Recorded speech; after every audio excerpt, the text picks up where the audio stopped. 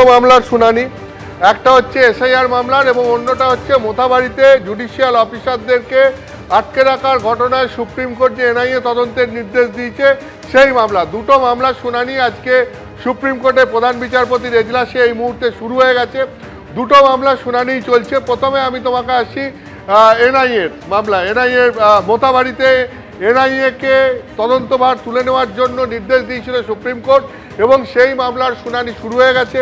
তুমি জানো যে এই মামলার যখন এনআইএর অর্ডার সুপ্রিম কোর্ট দেয় তখন সুপ্রিম কোর্ট এই নির্দেশে বলেছিল যে রাজ্য পুলিশ যাদেরকে গ্রেপ্তার করেছে তাদেরকে এনআইএর হাতে তুলে দিতে হবে। যারা পুলিশ হেফাজতে আছে তাদেরকে এক্ষুনি এনআইএর হাতে তুলে দিতে হবে। আর যদি কেউ জুডিশিয়াল কাস্টডিতে থেকে থাকে তাহলে তাদেরকেও এনআইএ নিজেদের কাস্টডিতে নিতে পারবে। রাজ্য পুলিশ মোথাবাড়ির ঘটনায় মোট 49 জনকে গ্রেপ্তার করেছিল, যাদেরকে ইতিমধ্যেই এনআইএর হাতে তুলে দেওয়া হয়েছে এবং এনআইএ তাদেরকে কলকাতার এনআইএ কোর্টে নিয়ে এসে আগামী 16 তারিখ প্রডিউস করবে এবং তারপর নিজেদের হেফাজতে নেওয়ার আবেদন জানাবে যাদেরকে নেওয়ার মতো মনে করবে এনআইএ তাদেরকে। এটা হচ্ছে এক।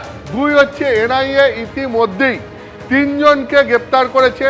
সূত্র মারফত জানা গেছে এদের মধ্যে একজন হচ্ছে স্থানীয় গ্রাম পঞ্চায়েত সদস্য এবং তিনি আইএসএফের নেতা, আর বাকি 2 জন স্থানীয় কংগ্রেস কর্মী। এই 3 জনকে আজকে কলকাতার এনআইএ কোর্টে এনআইএ তুলবে। এখন এনআইএ তরফ থেকে রিপোর্ট দিয়ে আজকে সুপ্রিম কোর্টে জানানো হয়েছে যে তারা ইতিমধ্যেই তদন্ত শুরু করেছেন এবং 3 জনকে গ্রেপ্তার করেছেন। এতে প্রধান বিচারপতি সূর্যকান্ত জানতে চেয়েছেন যাদেরকে গ্রেপ্তার করা হয়েছে তাদের পলিটিক্যাল ব্যাকগ্রাউন্ড কি। সুপ্রিম কোর্ট এনআইএ যাদেরকে গ্রেপ্তার করেছে এই মামলায় তাদের পলিটিক্যাল ব্যাকগ্রাউন্ড জানতে চেয়েছে এনআইএর কাছে। এটা হচ্ছে এক।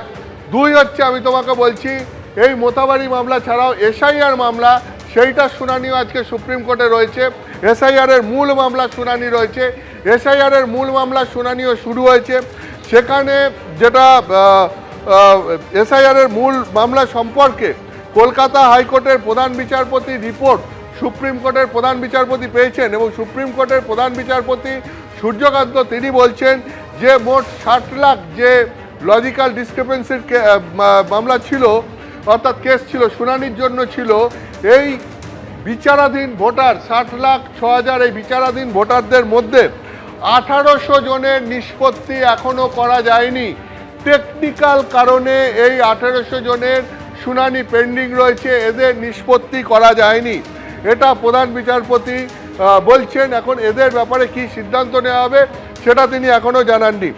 আর একটা হচ্ছে যে তিনি আরও একটা বলছেন যে আমরা এই মামলার একটা লজিক্যাল কনক্লুশন দেখতে চাই। তার কারণ এখানে এই মামলাটা ক্রমশ একাডেমিক এক্সারসাইজ হয়ে যাক এটা আমরা চাই না। অর্থাৎ মামলার একটা এবার সমাধান চাই যে ট্রাইব্যুনালে যাদের নাম উঠবে, যাদের বিচার হবে, তারপরে যাদেরকে ভোটার লিস্টে নাম ওঠার জন্য যারা পাস করবেন তারা ভোট দিতে পারবেন কিনা, যে 1800 জনের এখনো পর্যন্ত টেকনিক্যাল কারণে শুনানি পেন্ডিং রয়েছে তাদের ক্ষেত্রে কি হবে। অর্থাৎ সুপ্রিম কোর্ট আজকে শুনানির শুরুতেই তাদের মনোভাব ব্যক্ত করে দিয়েছে যে তারা গোটা ব্যাপারটার একটা লজিক্যাল কনক্লুশন চান এবং এইটার আর একাডেমিক এক্সারসাইজ হয়ে যাক এটা তারা চান না। অর্থাৎ মামলার শেষে একটা মানে কি হতে পারে, মানে কি ভোটারদের জন্যে কি কি সিদ্ধান্ত নেওয়া হচ্ছে সেই ব্যাপারে একটা সমাধান চান সুপ্রিম কোর্ট। মামলা আজকে সেই দিকে এগিয়ে নিয়ে যেতে চাইছে, এখনো শুনানি চলছে। বেশ অতনু, তুমি আমাদের সঙ্গে থাকো। শুনানি এখনো পর্যন্ত চলছে। দুটো বিষয় অতনু আমাদের আপডেট দিল। একটা হচ্ছে এই যে 60 লক্ষের মতন বিবেচনাধীন সেখানে 1800 জনের নিষ্পত্তি করা যায়নি, এইটা কলকাতা হাইকোর্ট সর্বোচ্চ আদালতকে জানিয়েছে টেকনিক্যাল কারণে। এবিপি আনন্দ, এগিয়ে থাকে, এগিয়ে রাখে।